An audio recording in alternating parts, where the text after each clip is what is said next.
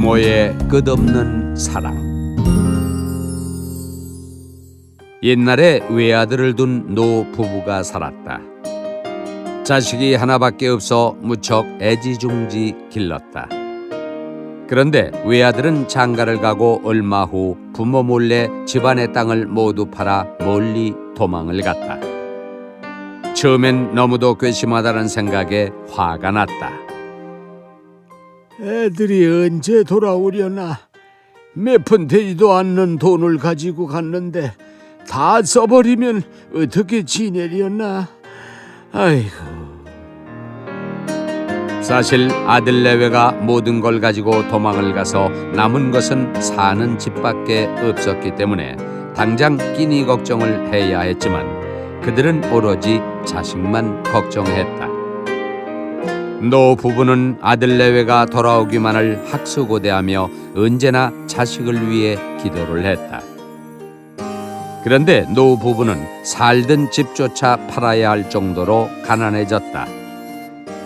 갈 곳이 없었던 노 부부는 이들의 사정을 잘 아는 마을 근처의 절로 들어가게 되었다. 그곳에서 할머니는 공양간에서 반찬 만드는 채공 일을 했고 할아버지는 나무를 떼는 부목 일을 했는데 얼마 못 가서 노 부부는 세상을 떠났다. 몇 년이 흘러 노 부부는 이웃 마을에 다시 태어나게 되었다.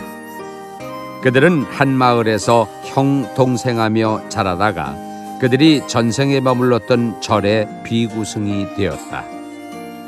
할아버지는 사형 스님이 되었고 할머니는 사제 스님이 되어 그 절에서 열심히 수행을 하였다. 그러던 어느 날 사제 스님이 외출했다 돌아오던 길에 마을 어귀에 있는 다 쓰러져가는 움마간을 들여다보게 되었다. 그 안에는 두 노인이 있었는데 한 사람은 보대를 구멍만 내서 옷처럼 입고 있었고 한 사람은 몹시 허름한 낡은 옷을 걸치고 있었다. 그들은 둘 다 며칠을 굶은 것처럼 처참하고 뼈만 앙상하여 이대로 두면 곧 죽을 것 같았다. 너무 불쌍하다고 느낀 사제 스님은 절에 오자마자 사형 스님에게 그 이야기를 했다.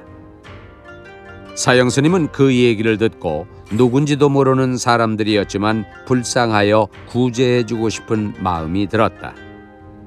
사형 스님은 잠시 생각에 잠겼다가 말했다. 그 사람들한테 가서 입고 있는 바지 저고리를 시주하라고 하게. 몹시 더럽고 허름한 옷을 시주받아 가져오라고 하자 사제 스님은 의아해하면서도 움막으로 향했다. 사제 스님이 떠나고 얼마 후 은사 스님이 들어오셨는데 사형 스님은 안쓰러운 마음으로 은사 스님에게 움막의 두 노인 이야기를 했다.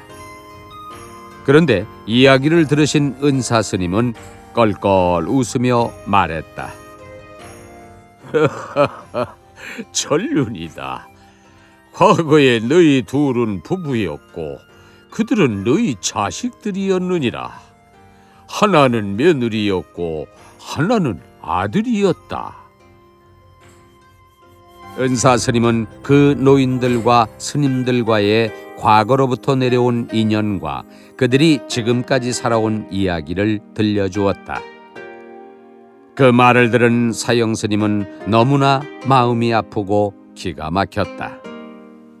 스님, 제가 그토록 과거 생에서 정성껏 빌었고 지금 현생에서도 이렇게 정성을 다해 수행을 하고 있는데 어찌 자식들이 그처럼 비참하게 될 수 있단 말입니까? 무엇이든 다 해주고 싶은 네 마음은 잘 안다. 하지만 아무리 주고 싶어도 상대방의 그릇이 욕심과 삼독으로 가득 차 있는데 너의 그 기도와 자비를 어떻게 받을 수 있겠느냐? 사형 스님은 가슴이 미어졌다. 어떻게 해서든 그들을 삼독의 구렁텅이에서 벗어나게 하여 본래부터 밝은 그들의 본 마음을 찾아주고 싶었다. 한편 움막에선 날개에서도 옷이라고 하나 걸치고 있는 것을 다짜고짜 시주하라고 하는 스님 때문에 야단 법석이었다. 노인네들은 그 옷이라도 있어야 마을로 구걸하러 갈 수가 있기에 기가 막혔지만 호통치는 스님이 하도 무서워 할 수 없이 낡아 빠진 옷을 벗어주었다. 사제 스님은 절에 그 지저분한 옷을 꼬챙이에 꿰어가지고 왔다. 그 옷을 깨끗이 빨아 저고리로는 법당을 닦고 바지로는 요사체를 닦읍시다. 그러나 원래 낡아 해져 있던 천이라 얼마 못 가서 더 이상 쓸 수가 없게 되었다. 우리 남아있는 천조각들을 태워 그 재를 물에 타 마셔버립시다. 그 지극한 마음을 어찌 다 말로 표현할 수 있을까요? 부모였을 때나 비구승이 된 지금까지 자식을 위해 온갖 정성을 다했던 것이다. 그 일이 있고 며칠이 지난 어느 날 마을 사람들은 매일 바보들어 다니던 늙은 거지 부부가 보이지 않는다는 것을 알게 되었다. 평소 그 거지 부부에 대해 별로 관심은 없었지만 항상 보이던 사람들이 안 보이자 호기심에 마을 사람들 몇 명이 움막을 찾아갔다. 아니나 다를까 그 움막 안에서 두 노인은 죽어가고 있었다. 이 사람들을 죽게 놔둘 수 없잖아요. 우리가 데려가 보살펴 드립시다. 마을 사람들의 보살핌을 잘 받으며 지내다 보니 두 노인은 갑자기 부모님 생각이 났다. 그리하여 두 노인은 낡은 옷을 시주하라며 호통을 쳤던 스님을 찾아가 자기들이 젊었을 때 저질렀던 일들과 그동안 지내왔던 이야기를 했다. 저희가 부모님께 나쁜 짓을 많이 했어요. 집을 나온 후 되는 일이 없어 죽도록 고생을 한 것도 다 그 벌을 받은 거죠.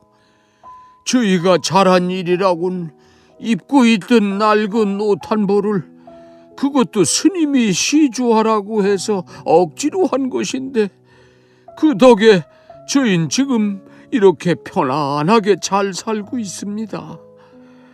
저희 부모님은 어디서 어떻게 돌아가셨는지조차 모릅니다. 이런 불효가 어디 있겠습니까?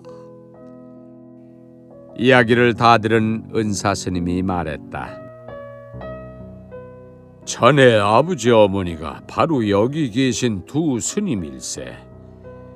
비록 과거의 부모 모습은 없으나 그 부모가 환생을 해서 다시 태어난 사람들이 바로 당신네 옷을 시주받아온 이 스님들이네. 과거에도 자네들을 위해 그렇게 정성을 다했고 지금 현생에도 자네들을 위해 정성을 다했다네. 그 낡아 빠진 옷을 시주받아 절의 위아래를 닦고 그 남은 한 조각까지도 재로 만들어 자신들이 다 먹었지. 부모의 마음이란 이런 걸세. 이야기를 듣고 난 노 부부는 가슴이 무너져 내렸다.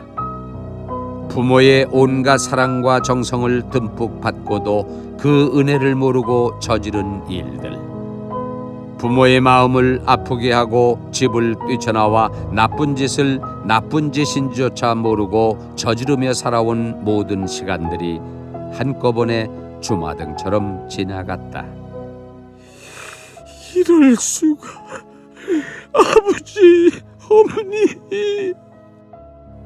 천회만회의 마음으로 평생을 바라보니 복받쳐 올라오는 참회의 눈물이 앞을 가려 죄송하다는 말 한마디 할 수가 없었다. 그들은 스님들 손을 잡고 눈물만 흘리다가 그 자리에서 세상을 등지고 말았다.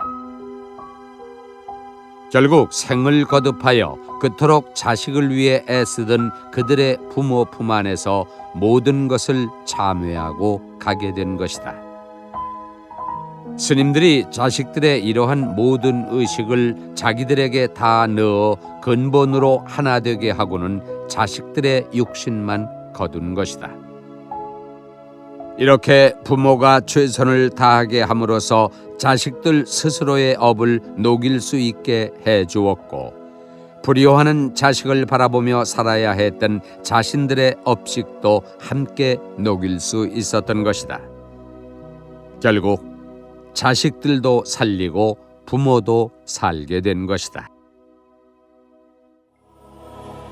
여러분들이 불쌍한 누군가를 위해서, 사랑하는 누군가를 위해서라고 생각하며 하는 많은 일들이 사실은 다른 사람을 위한 것이 아니고 자기 자신을 위한 것입니다.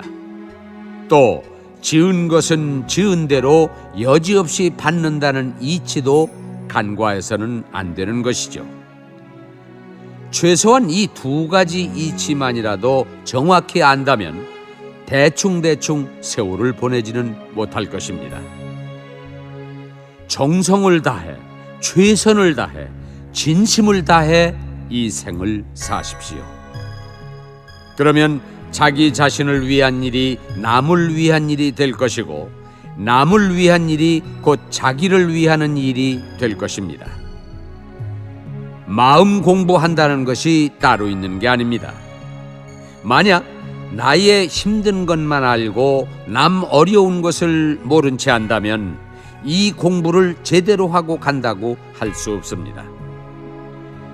이 세상에 태어난 이상 모든 사람들과 한 배를 탄 것이니 주먹밥 하나라도 나누어 먹어야 한다는 마음을 가지십시오. 결국 이러한 마음 하나하나가 모여 인류를 먹이고도 남게 한다는 사실을 여러분은 아셔야 합니다.